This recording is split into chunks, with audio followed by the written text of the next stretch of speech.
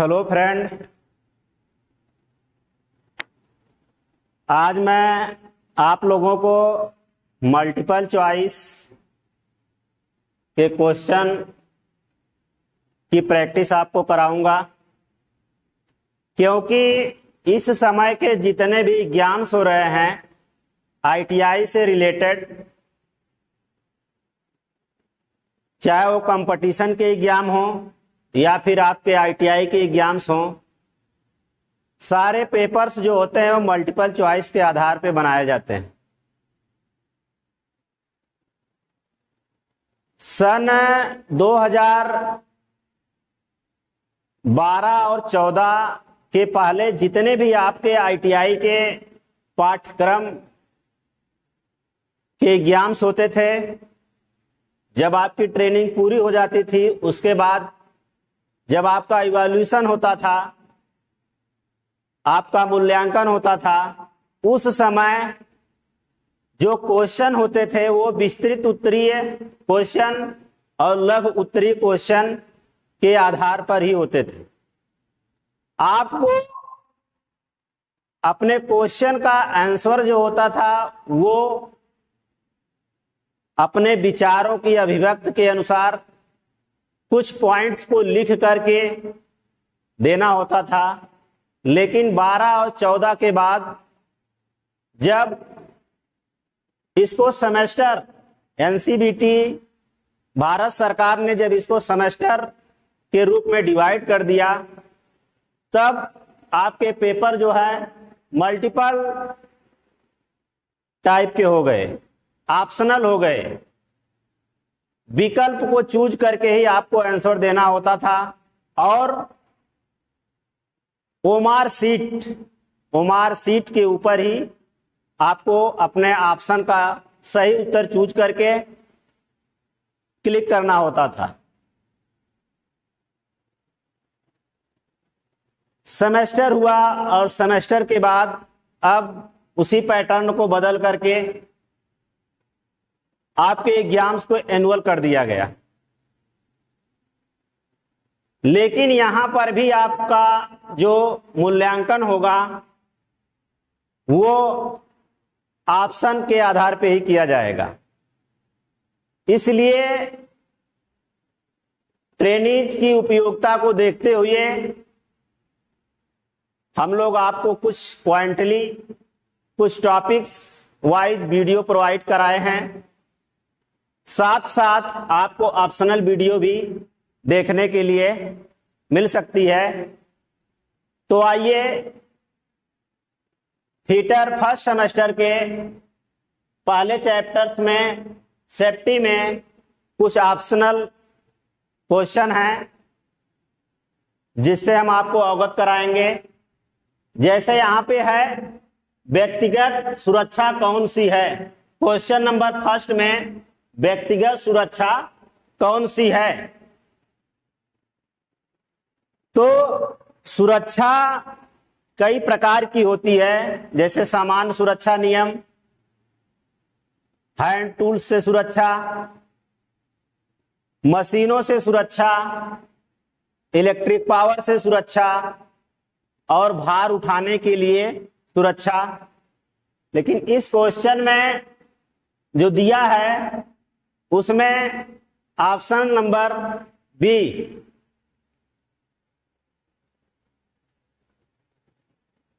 Option इसका B सही होगा कि व्यक्तिगत सुरक्षा कौन सी है। अपने काम पर ध्यान दो।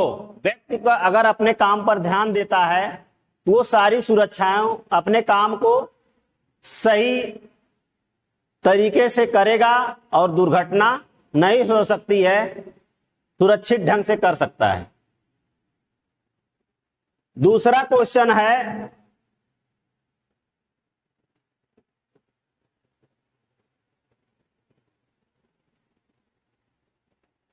दूसरे क्वेश्चन में दिखाया है कि इस अनिवार्य प्रतीक का नाम बताइए।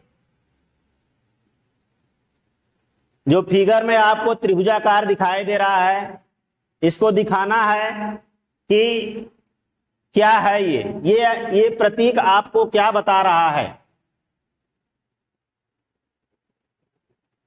जैसे जो प्रतीक हैं वो 4 प्रकार के होते हैं। जैसे आदेशात्मक, सूचनात्मक, निषेधात्मक और चेतावनी। जो चेतावनी होती है और जो आदेशात्मक होता है, सुरक्षा नियम, वो उसका आकार, उसका सिंबल जो होता है गोलाकार होता है। लेकिन जो सूचनात्मक होता है उसका आकार वर्गाकार होता है, और जो चेतावनी होती है उसका आकार त्रिभुजाकार होता है। तो इसका ऑप्शन नंबर बी, ये प्रतीक आपको बता रहा है कि हमको रास्ता दें। आगे चलते हैं।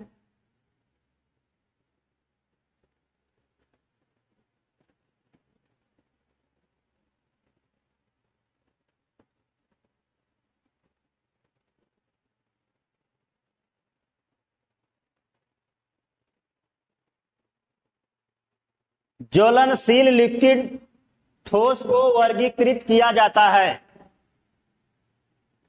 मतलब कि अगर आपकी आग किसी लिक्विड, जैसे आपका पेट्रोल हो गया, डीजल हो गया, कैरोसिन ऑयल हो गया, अगर इससे आग लगती है तो उसको आप किस ग्रुप में रखेंगे? क्योंकि आग 4 प्रकार की होती है, ए बी सी डी। तो अगर आपकी आग लगती है किसी लिक्विड से तो वो क्लास बी में आएगी।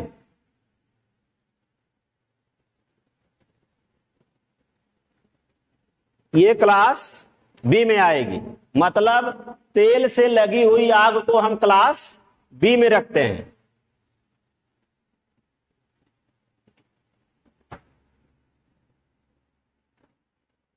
नंबर 4 है तत्काल जीवन रक्षक प्रक्रिया कौन सी है? वर्कशॉप में कार्य करते समय आपको अगर दुर्घटना हो जाती है, उस समय चिकित्सा की समुचित व्यवस्था आपके वर्कशॉप में नहीं हो सकती है, लेकिन जो प्राथमिक उपचार किए जा सकते हैं, जैसे आपका हाथ कट गया, शरीर का कोई भी अंग थोड़ा से कट जाए, या आपको मूर्छा आ जाए, या आपको गर्मी आ जाए, उस स्थिति में वर्कशॉप के अंदर फर्स्ट एड की व्यवस्था होती है, जहां से आपका प्राथमिक उपचार किया जा सकता है। कहने का मतलब दुर्घटना के बाद और डॉक्टर के आने से पहले जो भी आप चिकित्सा मरीज को प्रोवाइड करा सकते हैं उसको हम क्या कहते हैं? प्राथमिक चिकित्सा। तो इसका ऑप्शन नंबर जो है ये फर्स्ट एड, प्राथमिक चिकित्सा, इसका सही ऑप्शन होगा कि अगर तत्काल में किसी के जीवन को बचाना है उस समय हम प्राथमिक चिकित्सा देकर के उसके जीवन को बचा सकते हैं। नेक्स्ट है, आगे चलते हैं।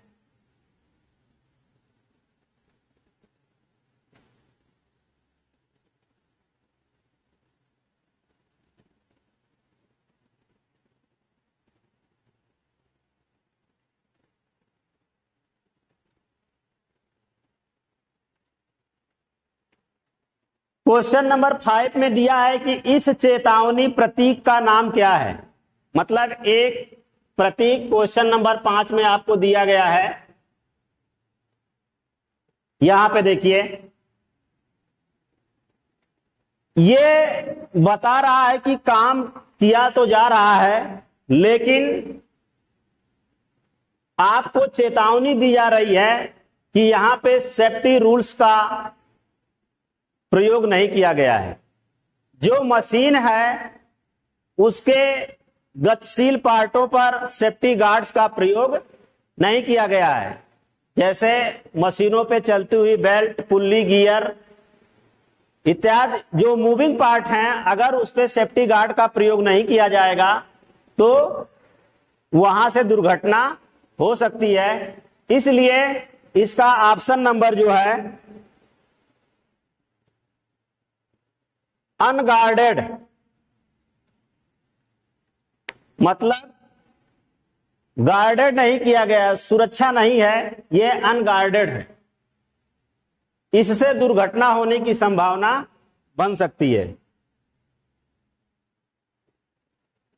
क्वेश्चन नंबर 6 को देखिए आप। लकड़ी की अग्नि, कागज, कपड़े के कारण लगी आग किस क्लास की आग के अंतर्गत आता है? एक चीज जान लीजिए कि अगर आग कार्बन की उपस्थिति में लगती है, जैसे मान लीजिए आपका कोयला है, टोटल कोयला पूरा कार्बन है। आप अपने घरों पर आग लगाते समय कभी कभी देखे होंगे कि वहां से चट चट की आवाज आती है। जो चट चट की आवाज आती है वो कार्बन आपका जलता है। और कार्बन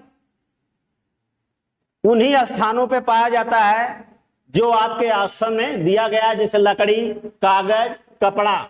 इन सब वस्तुओं में कार्बन की उपस्थिति होती है और अगर इनसे आग लगती है तो वो जो है इसमें क्लास ए में आएगी। कार्बन से लगी हुई आग जो है क्लास ए में मानी जाती है। आगे चलिए, कार्बन टेट्राक्लोराइड और ब्रोमाइड, ब्रोमोक्लोरो डिफ्लोरो मेथेन से भरा हुआ कौन सा अग्निशामक यंत्र है? आपके वर्कशॉप में एक यंत्र पाया जाता है जिसका नाम है फायर एक्सटिंग्विशर, और ये कई प्रकार का होता है, जैसे सोडा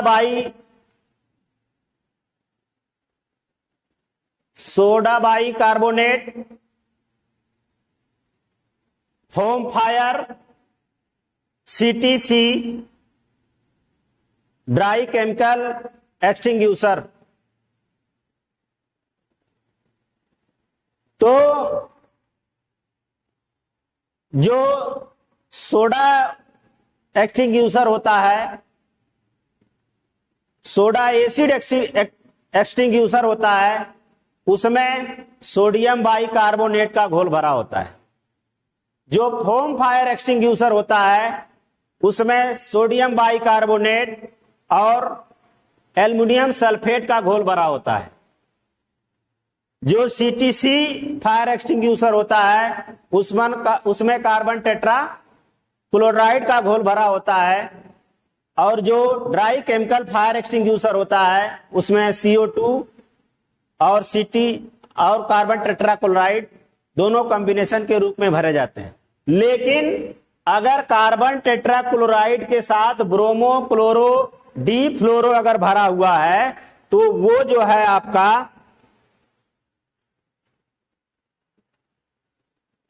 हैलोन एक्सटिंग्विशर के अंतर्गत आएगा। किसके अंतर्गत आएगा? Halon extinguisher. हैलोन एक्सटिंग्विशर एक ऐसा अग्निशामक यंत्र है जिसमें कार्बन टेट्राक्लोराइड और ब्रोमो क्लोरो डिफ्लोरो भरा होता है, इसलिए इसका ऑप्शन नंबर बी करेक्ट होगा। आगे चलते हैं। क्वेश्चन नंबर 8 में आप देखिए कि कौन सा यांत्रिक व्यवसायिक खतरों के अंतर्गत आता है? मैकेनिकल ऑक्यूपेशनल खतरा कौन सा है? तो मैकेनिकल खतरा वहीं पे हो सकता है जहां पे आपकी फैक्ट्रियां हो सकती हैं, वर्कशॉप हो सकते हैं, और वर्कशॉप और फैक्ट्रियों में क्या पाया जाता है? या तो आपको चलती हुई मशीन होगी, चलते हुए पंखे होंगे, या बहुत ऐसी सारी चीजें होती हैं जो मैकेनिकल के अंतर्गत आती हैं। तो यहां पे आप देख लीजिए, नॉइस हो नहीं सकता है, नॉइस शोर के यांत्रिक व्यावसायिक खतरे के अंतर्गत आ ही नहीं सकता है, विषैला नहीं आ सकता है, अकुशल नहीं हो सकता है। अनगार्डेड मशीनरी मतलब ऐसी मशीन ने जिसपे सुरक्षा गार्ड का उपयोग नहीं किया गया है, इसलिए यहां पर दुर्घटना होने की संभावना बन सकती है। तो इसका ऑप्शन नंबर जो है डी जो है करेक्ट माना जाएगा। आगे चलते हैं हम।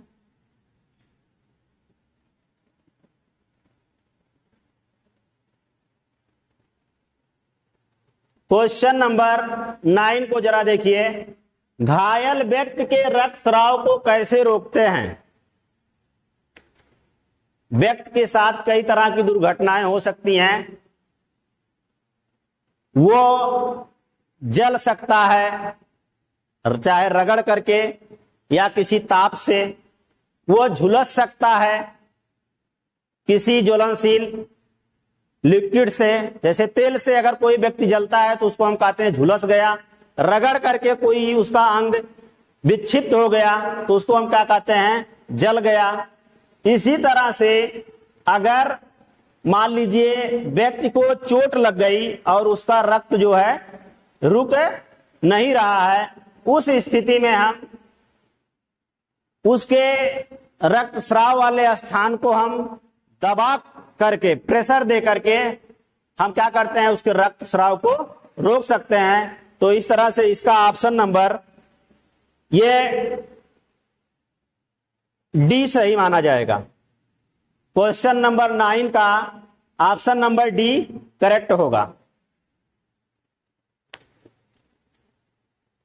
आगे हम चलते हैं क्वेश्चन नंबर 10।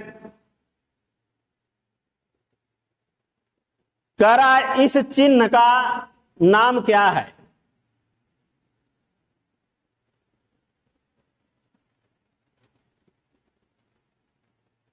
एक त्रिभुजाकार फिगर आपको दिया गया है जो चेतावनी सुरक्षा के अंतर्गत आएगा। उसके अंदर इसका बैकग्राउंड व्हाइट दिया गया है और जो इसका फिगर है वो ब्लैक है। फिगर से ही स्पष्ट हो रहा है कि कोई एक व्यक्ति है जो पैदल चल रहा है। तो इस तरह से इसका ऑप्शन नंबर जो है डी करेक्ट होगा। पैदल चलने का मार्ग, ये फिगर आपको बता रहा है कि यहां से पैदल चलने के मार्ग हैं, ये आपको इंडिकेट कर रहा है।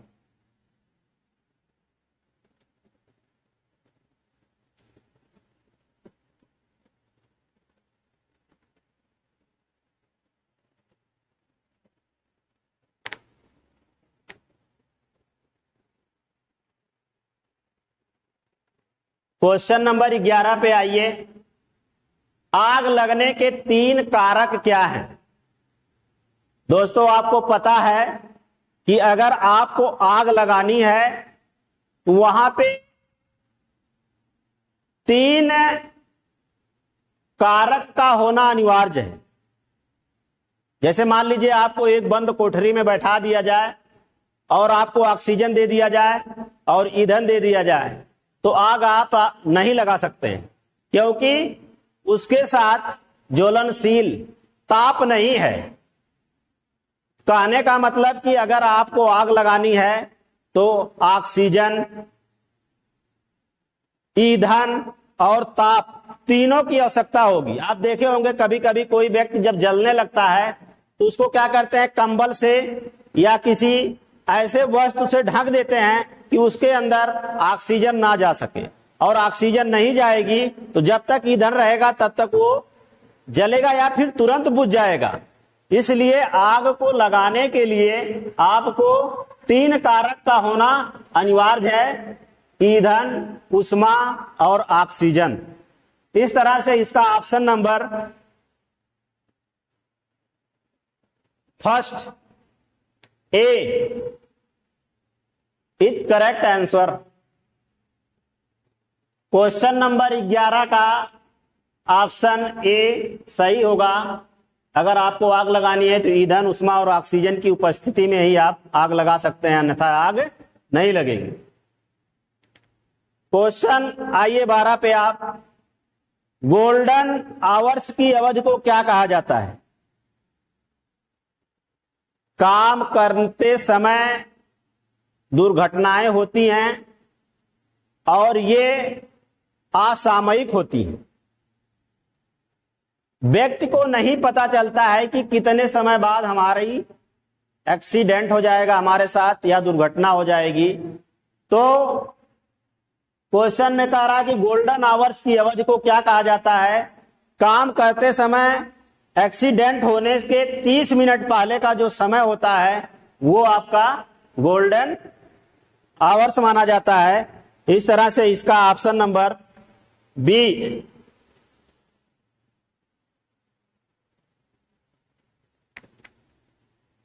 पहले के 30 मिनट, एक्सीडेंट होने के 30 मिनट पहले का जो टाइम होता है उसको गोल्डन आवर माना जाता है।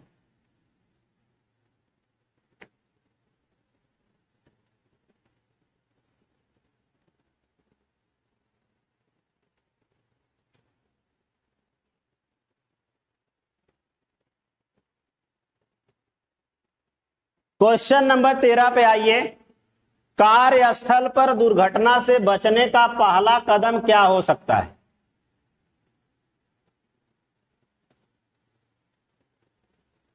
यहां पे दिया है सुरक्षा उपकरणों को पहन करके। सत्य बात है कि अगर आप सुरक्षा के उपकरणों को पहन करके काम करते हैं दुर्घटना नहीं हो सकती है। जैसे चुस्त फिटिंग की आपकी समीज होनी चाहिए, हाथ में दस्ताने होने चाहिए, बाल आपके बड़े हैं तो उसको आवृत करके टोपी लगा लेना चाहिए, पैर में अच्छे सोल वाले जूते होने चाहिए, आंख की सेफ्टी के लिए चश्मे होने चाहिए। ये सब सुरक्षा के उपकरण हैं। तो यहाँ पे उपकरण को पहन करके आप सुरक्षा कर सकते हैं। सत्य बात है।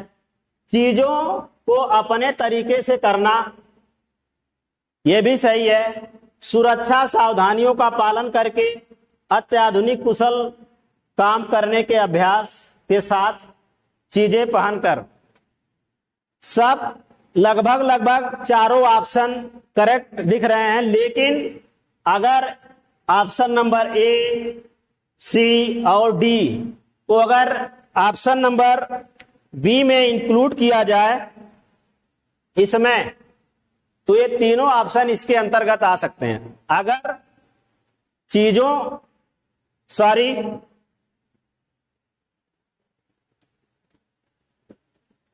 इसका ऑप्शन नंबर सी सही है। ए, बी और डी तीनों ऑप्शन नंबर सी में इंक्लूड हो सकते हैं, क्योंकि अगर सुरक्षा और सावधानियों को ध्यान में रखते हुए उनका पालन करते समय फैक्ट्रियों में अगर काम किया जाए, कारीगर काम करे, तो कभी दुर्घटना नहीं हो सकती है। और सुरक्षा सावधानियों को ध्यान में रखने के बाद ही आप सारे कंडीशन को अपने ऊपर अप्लाई कर सकते हैं जो सुरक्षा से रिलेटेड हो। तो इस तरह से इसका ऑप्शन नंबर सी सही माना जाएगा। आगे चलते हैं।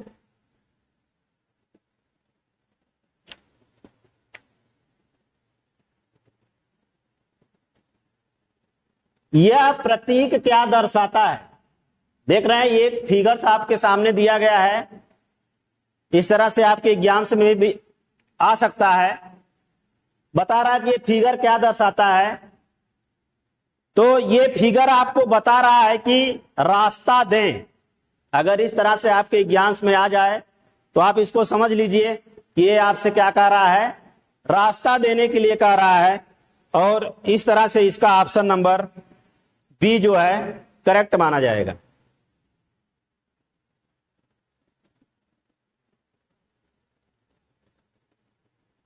क्वेश्चन नंबर 15 पे आइए। डिब्बे का कलर कोड क्या है बेकार कागज को रखने के लिए? अगर वर्कशॉप में बेकार कागज को रखना है तो उसको हम जो है नीले नीले कलर वाले डिब्बे में रखेंगे। 3 कलर होता है, नीला, रेड और पीला। अगर तेल को रखना है या तेल से लगी हुई कोई वस्तु है उसको रखना है तो उसको लाल कलर वाले डिब्बे में रखेंगे, और अगर बेकार कागज को रखना है तो उसको नीले कलर वाले डब्बे में रखा जाता है। आगे चलते हैं।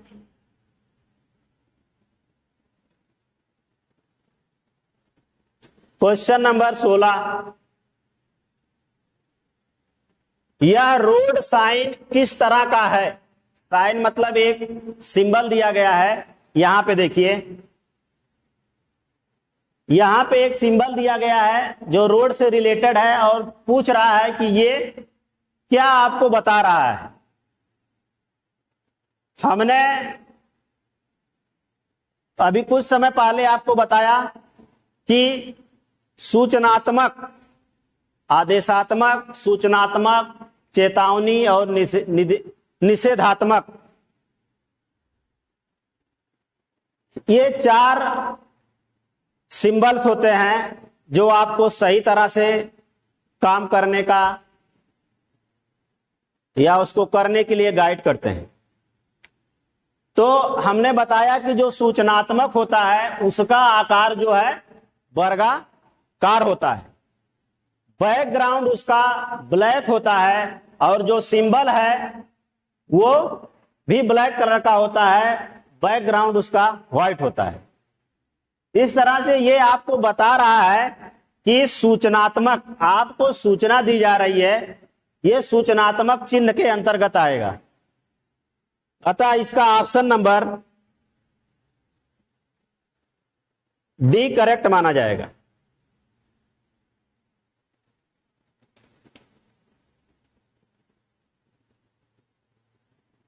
ज्वलनशील और बहने वाले तरल आग के लिए किस अग्निशामक यंत्र का उपयोग किया जाता है?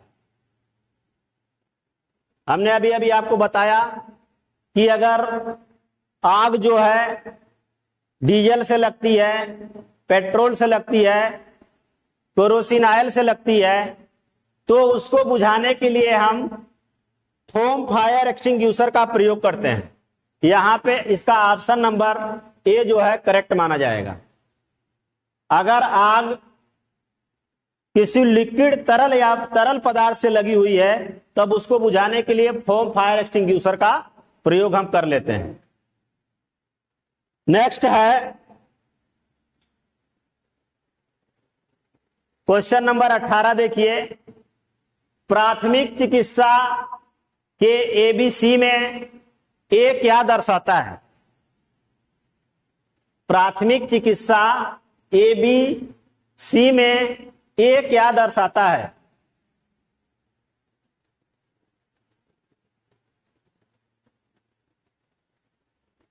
यहां पे देखिए, मतलब एटमॉस्फियर हो नहीं सकता है, अरेस्टिंग हो नहीं सकता है, अटेंशन हो नहीं सकता है, एयरवे। मतलब प्राथमिक चिकित्सा तभी की जाएगी जब आपके साथ कोई घटना हो जाएगी, और घटना के होने के बाद अक्सर लोग ये कोशिश करते हैं कि मरीज को चारों तरफ से घेरे ना, गैदरिंग उसके तरफ चारों तरफ से ना करें, उसे सही ढंग से हवा लग सके, एयर दिया जा सके। इसलिए एबीसी में ये ऑप्शन नंबर ए करेक्ट माना जाएगा। एयरवे, प्राथमिक चिकित्सा से रिलेटिव इसका ऑप्शन नंबर ए ही सही है। नेक्स्ट है, जैविक कंपाउंड में मटेरियल को तोड़ने की प्रक्रिया क्या है जिसे खाद के रूप में इस्तेमाल किया जाता है? तो इसका ऑप्शन हो जाएगा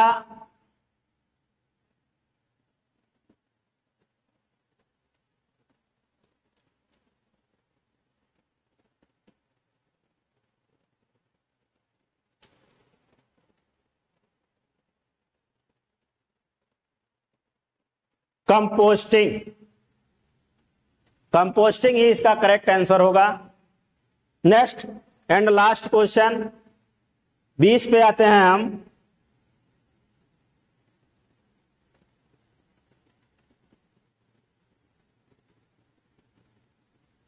प्लास्टिक कचरा बिन के लिए कलर कोड क्या? अभी अभी हमने बताया आपको कि अगर कागज को रखना है तो नीले कलर वाले डिब्बे में रखेंगे, अगर तेल से संबंधित जिसमें तेल पाया जाएगा उसको रखना है तो लाल कलर वाले डिब्बे में रखेंगे, लेकिन अगर कचरे को रखना है तब उसको आपको येलो कलर वाले डिब्बे में रखना पड़ेगा।